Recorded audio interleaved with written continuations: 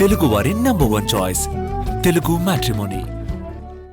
ఇలాంటి కేసులతో కూటమి ప్రభుత్వం సాధించిందేవీ లేదన్నారు ఎంపీ మిథున్ రెడ్డి. తాము మరింతగా సర్కార్ తప్పుడు నిర్ణయాలను ఎండగడతామన్నారు. అయితే లిక్కర్ కేసు నిందితులను చట్టపరంగానే శిక్షిస్తున్నామంటూ కౌంటర్ ఇచ్చారు మంత్రి రాంప్రసాద్ రెడ్డి.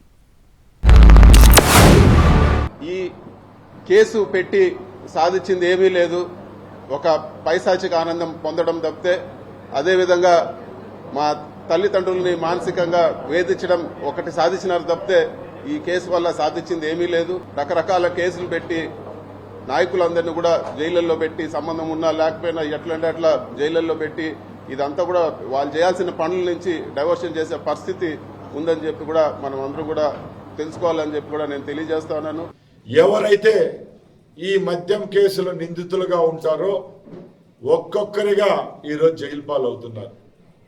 మిథున్ రెడ్డి అనుకోండి, రాజ్ కసిరెడ్డి అనుకోండి, ఇలాగా చెప్పుకుంటూ పోతే ఎందరో రెట్లు బినామీ రెట్లు ఈరోజు జైల్లో ఊచలు లెక్క పెడుతున్నారు. ఈరోజు అందరితో చాలించకుండా మీరు బయటకు వచ్చిన తర్వాత కూడా ఎక్కడ మీ కళ్ళల్లో కానీ మీ మనసులో కానీ ఎక్కడ పశ్చాత్తాపం కనపడడం లేదు. మళ్ళీ మీరు ప్రభుత్వం పైన ఈరోజు మా యొక్క ముఖ్యమంత్రి పైన నిందలు వేస్తా ఉన్నారు.